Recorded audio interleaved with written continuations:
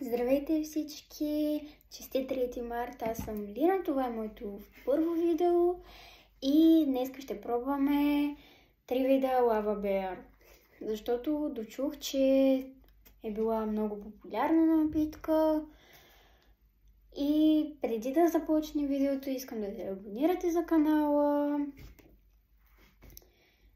и сега ще ви ги покажа.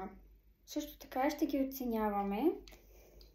Така, това е Raspberry от Свети Валентин. Такова.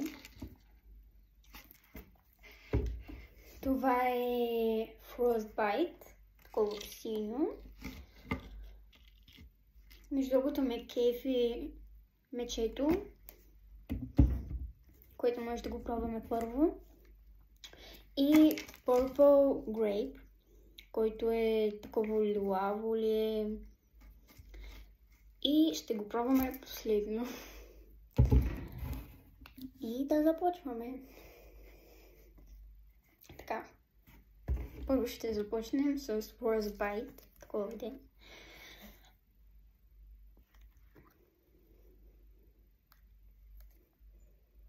Мирише ме на уния топченцата от Bubble Tea-то. Има, който знае, има една напитка с топченца, казва се Bubble Tea и има топченца с вкус на bubblegum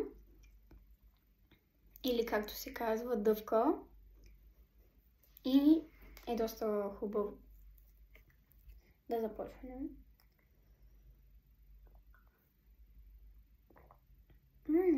Има точно вкусът на нея топченцата.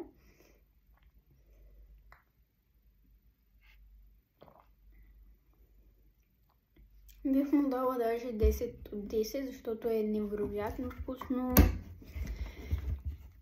Да видим и другите. Както казах, това ще ни е второто. Казва се Raspberry, такова розовичко, като на Свети Валентин с сърчице. Много мило.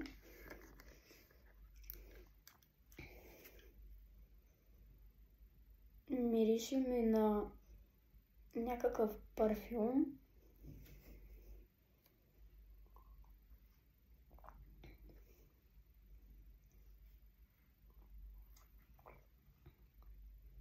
Има вкус на компот и бих му дала някъде към 7 от 10. Между другото е доста хубаво, като предишния ни Lava Bear. Еми, като цяло е хубаво, но не като първото.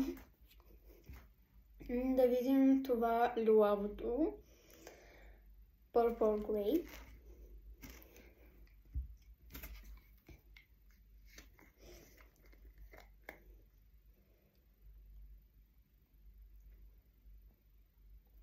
Мирише ми на някакъв фрукт.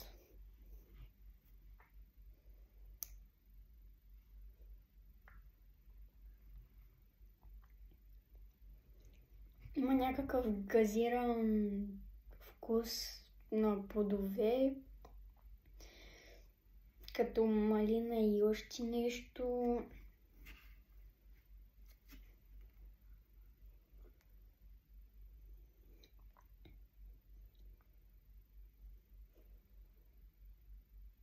Еми, като цяло на мене не ми харесва, смисъл на който му хареса може да си го вземе, ето го, още един път ще ви го покажа.